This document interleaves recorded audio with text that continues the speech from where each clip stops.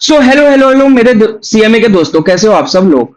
उम्मीद करता हूँ आप लोगों की पढ़ाई अच्छी जा रही होगी और आपका अब जो अटेम्प्ट है वो आने ही वाला है। अब हम लोग क्या है, आज मॉड्यूल मैपिंग कर लेंगे फटाफट से। यानी कि मैंने जो सैलरी चैप्टर है उसके सारे लेक्चर्स यूट्यूब पे अपलोड कर दिए हैं। तो एक बार हम फटाफट से गो थ्रू कर लेते हैं आपके सीएमए मॉड्यूल से भी, कि जो जो चीजें मैंने कवर करी है वो सीएमए मॉड्यूल में भी है। और सीएमए मॉड्यूल से कुछ भी चीज छूटी नहीं है, मतलब आपके मॉड्यूल से कुछ भी नहीं छूटा है। तो अगर आप देखो तो ये आपका सीएमए का मॉड्यूल है। और इस मैपिंग वाली वीडियो को देखने के लिए आप अपने मॉड्यूल 1 और मॉड्यूल 2 दोनों अपने पास रखना। सबसे पहले हम आपका मॉड्यूल जो 2 है वो देखते हैं, यानी कि सैलरी हेड्स ऑफ इनकम वाला जो मॉड्यूल है उसमें देखते हैं। और उसमें हम सबसे पहले डायरेक्ट आ जाते हैं सैलरी वाले हेड में। जो मैंने पहला मॉड्यूल वाला लेक्चर अपलोड किया था उसमें मैंने आपको सारा बताया था कि आपके कितने मॉड्यूल्स है, क्या से वो काम करेंगे, उसमें क्या क्या कहाँ पे क्या चीजें कवर है।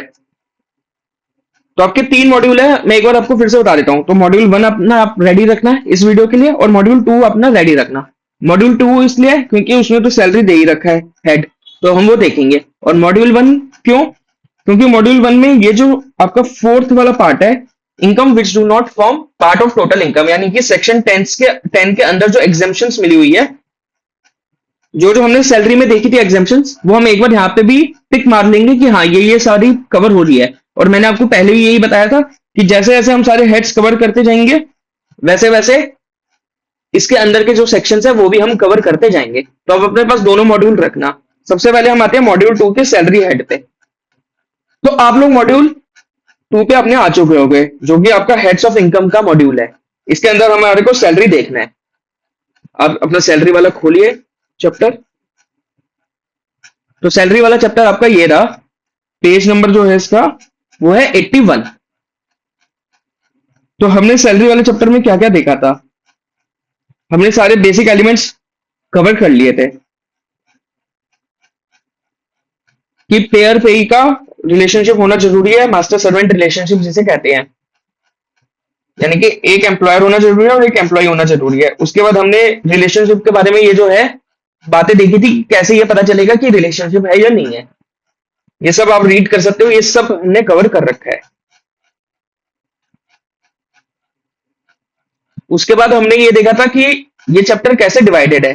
तो सेक्शन 15 आपका चार्जिंग सेक्शन है, सेक्शन 16 में डिडक्शन दे रखी है, और सेक्शन 17 में आपकी डेफिनेशन दे रखी है, यानी कि जो कंपोनेंट्स बनते हैं सैलरी हेड के अंदर वो सब इसमें दे रखा है। तो हमने सेक्शन 17 से ही चालू किया था कि सबसे पहले सेक्शन 17 से हमें कंपोनेंट्स देखने हैं कि क्या क्या चीजें सैलरी के अंदर आएगी। तो इसमें वेजेस भी आएगा और ये सब जो चीजें ये सब भी इसमें आएगी। तो ये सब हमने कवर कर रहा है। आप लोग जो मेरी सैलरी वाला जो पोर्शन है वो जब देखोगे तो आपको ये सारी चीजें समझ में आ जाएगी। आप ये सब रीड कर सकते हो, जनरल नोट आप रीड कर सकते हो, आपको कोई दिक्कत नहीं आएगी। उसके बाद सेक्शन 15 जो चार्जिंग सेक्शन है वो बताता है कि क्या क्या चीजें सैलरी की जो है वो कैसे टैक्स होएगी, कब कब क्या क्या टैक्स होएगा। तो आप ये जब रीड करोगे आपको वो समझ में आ जाएगा। आप मेरे वीडियोस देखते देखते इस नोट्स को रीड कर सकते हो, अपने वाले मॉड्यूल को, और जो मैंने नोट्स दिया वो भी आप रीड कर सकते हो, तो आपको क्लियर हो जाएगा सब कुछ। आप ये इलस्ट्रेशंस जो है देख सकते हो।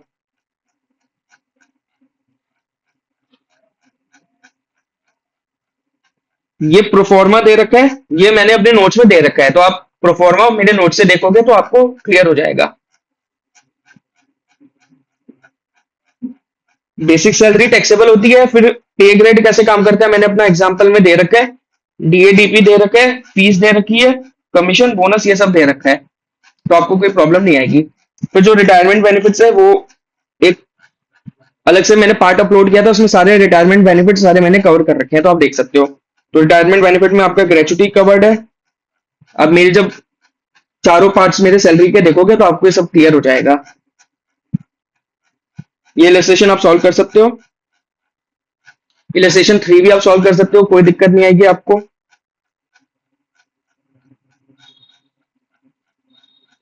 फिर लीव इंकैशमेंट सैलरी या लीव सैलरी इंकैशमेंट, ये भी मैंने कवर कर रखा है, आप ये देख सकते हो, कोई दिक्कत नहीं आएगी।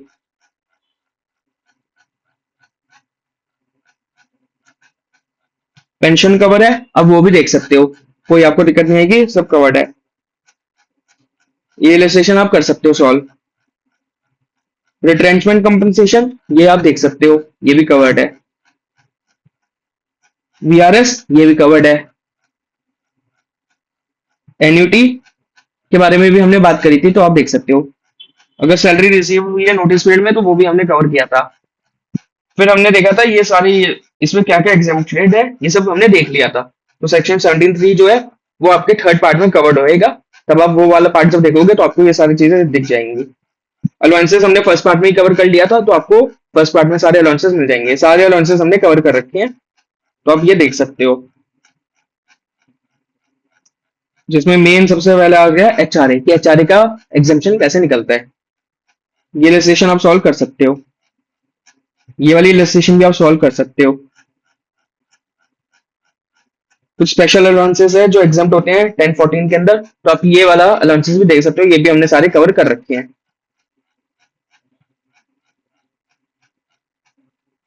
ये बाकी बचे हुए अलाउंसेस भी आप कवर कर सकते हो। ये इलस्ट्रेशन भी आप देख सकते हो।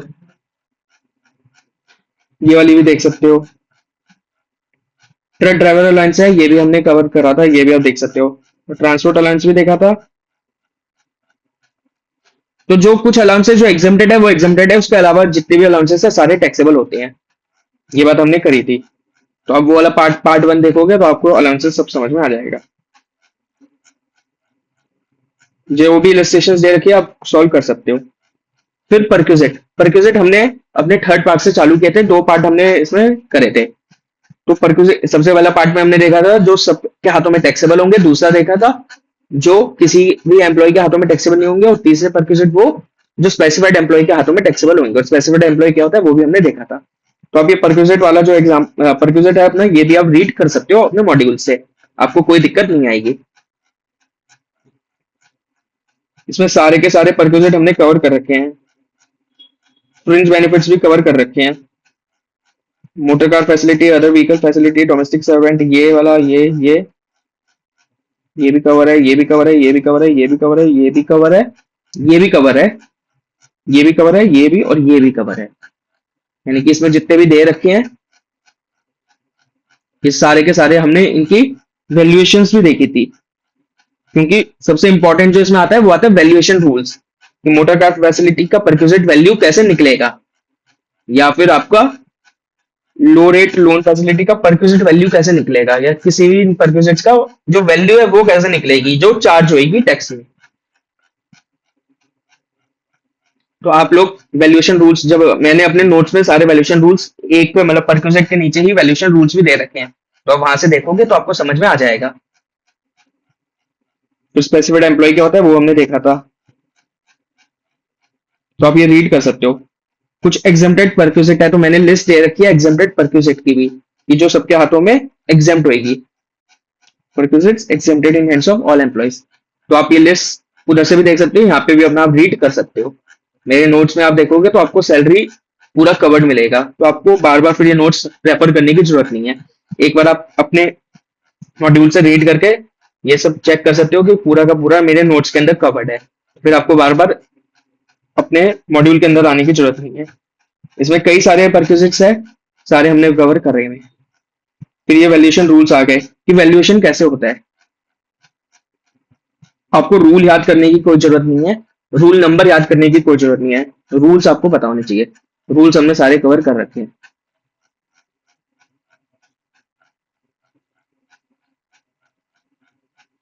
इसमें सबसे पहला जो है ये आरएफए वाला है, ये इंपॉर्टेंट होता है। तो आप ये वाला रूल अच्छे से याद करना, ये एग्जाम में पूछा जा सकता है। इसके ऊपर जो भी इलस्ट्रेशन है वो सारी सॉल्व कर सकते हो। इलस्ट्रेशन 15 आप सॉल्व कर सकते हो, कोई आपको प्रॉब्लम नहीं आएगी।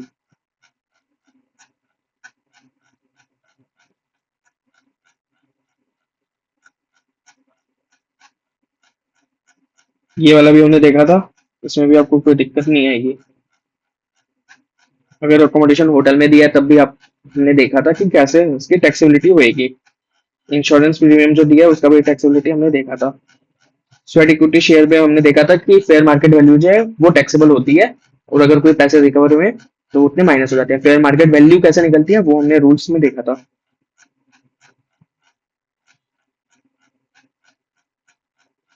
मोटर कार की वैल्यूएशन कैसे होती है वो हमने देखी थी, तो आप ये देख सकते हो।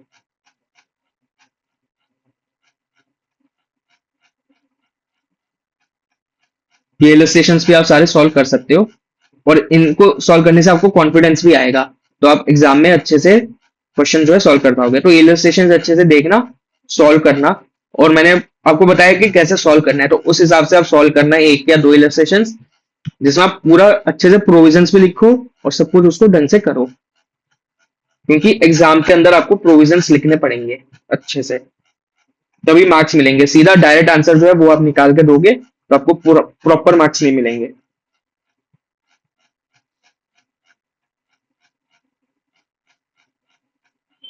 तो इसमें जितने भी परक्यूजेट्स दे रखे हैं, ये वाला भी दे रखा है, गैस इलेक्ट्रिसिटी, फ्री एजुकेशन, ये वाला सारा कवर है मेरे उसके अंदर, लेक्चर्स के अंदर। फ्री ट्रांसपोर्ट वाला भी कवर्ड है, ये वाला भी कवर्ड है,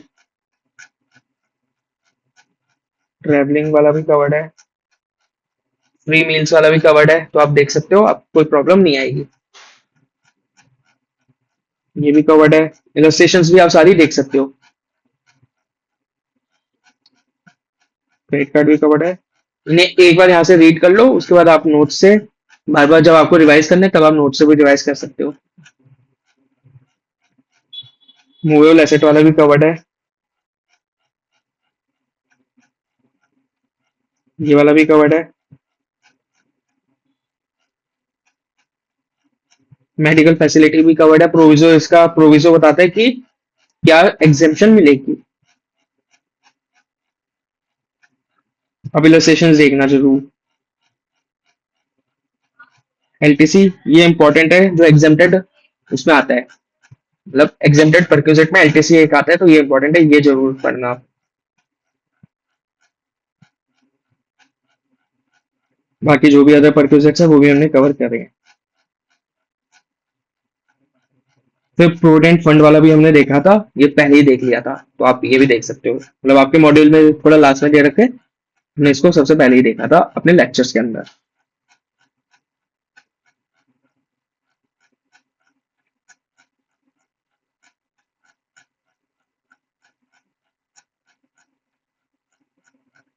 फिर सेक्शन 16 जो कि डिडक्शंस का सेक्शन है, कि आपकी ग्रॉस सैलरी से क्या क्या डिडक्शन मिलेगी, यानी कि आपको इनकम अंडर हेड सैलरी निकालनी है, तो आपके सैलरी के कंपोनेंट में से क्या क्या आप माइनस कर सकते हो वो हमने देखा था। तो एक स्टैंडर्ड डिडक्शन होता है, आप ये माइनस कर सकते हो। सब सेक्शन याद करने की आपको जरूरत नहीं है, तो आप सेक्शन 16 भी सब कोड करोगे तो भी आपका काम हो जाएगा। गलत कोड मत करना कभी भी सेक्शन, यानी कि अगर आपको सब सेक्शन में डाउट है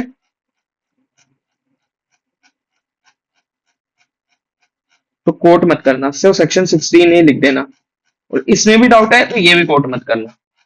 आप कुछ भी नहीं लिखोगे तो भी चल जाएगा, लेकिन कुछ इंपॉर्टेंट सेक्शंस हैं जो आपको लिखने चाहिए, जिससे मार्क्स आपको मिलेंगे। मैं आगे बताता जाऊंगा कि कौन कौन से इंपॉर्टेंट सेक्शंस होते हैं जो आपको कोट, यानी कि जो आपको याद करने जरूरी भी है और लिखने भी जरूरी है, बट सही लिखने हैं। अगर आपको थोड़ा सा भी डाउट होता है कि नहीं मुझे ये नहीं आता है सेक्शन, मतलब मुझे याद नहीं है कि कौन सा सेक्शन है, तो मत कोट करना।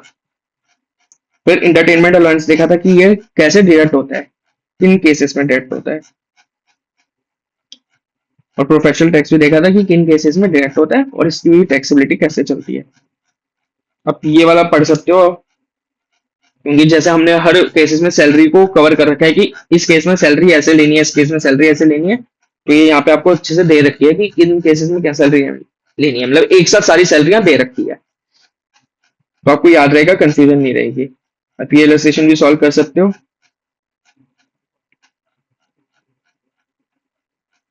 तो इसके साथ ही आपका सैलरी जो है पूरा का पूरा कवर हो रखा है।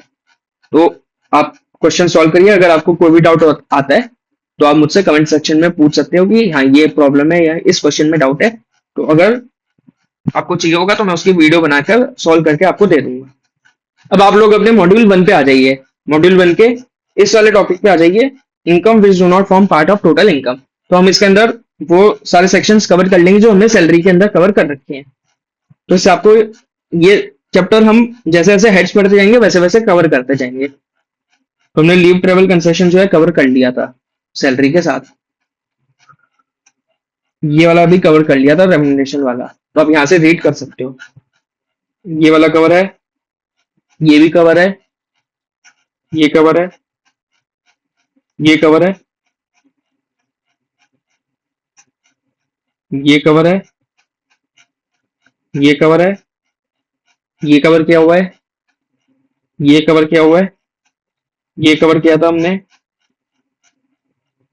ये कवर किया था, ये कवर किया हुआ है। एक स्कॉलरशिप वाला था, मैंने वहां पे कटवाया था। मैंने इसलिए कटवाया था कि आप इसको यहाँ पे पढ़ सकते हो। तो जो स्कॉलरशिप मिलती है वो एग्जेम्प्ट होती है। तो बट ये इतना इम्पोर्टेंट नहीं है, इस वजह से मैंने उधर से कटवा दिया था। बट ये मतलब अगर आपके एम्प्लॉयर ने भी अगर आपको कोई स्कॉलरशिप दी है चिल्ड्रन के एजुकेशन के लिए, तो वो भी एग्जेम्प्ट हो जाती है। डेली अलाउंस है, ये वाला हमने कवर कर लिया था। 1018 जो है कवर किया था हमने।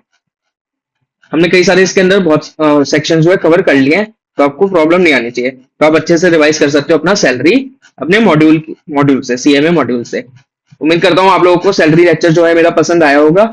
अगर आपको पसंद आया है तो आप आगे वाले लेक्चर्स के लिए भी मेरे चैनल को सब्सक्राइब कर सकते हो और बेल आइकन को प्रेस कर सकते हो, जिससे कि जब मैं अगला कोई लेक्चर अपलोड करूंगा तो आपको नोटिफिकेशन आ जाए।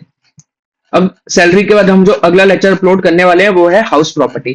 तो आप लोग उसके हाउस प्रॉपर्टी मेरे से रिवाइज कर सकते हो। मैं अच्छे से उसमें क्वेश्चन सॉल्व करूंगा और उसके बाद मैं आपके मॉड्यूल से भी मैप करवा के एक वीडियो बनाऊंगा उसमें, तो आप लोगों को आसानी रहेगी ये समझ। मतलब आप जब मेरे लेक्चर देखोगे आप मेरे लेक्चर सीधा मॉड्यूल से देख सकते हो, आपको कोई प्रॉब्लम नहीं आएगी। मैं आपको यही कह रहा हूँ बिकॉज मैं जो अपने नोट्स बनाता हूँ वो मॉड्यूल से ही लेके बनाता हूँ, और जो एक्ट है वो सेम ही रहता है चाहे कोई भी कोर्स हो।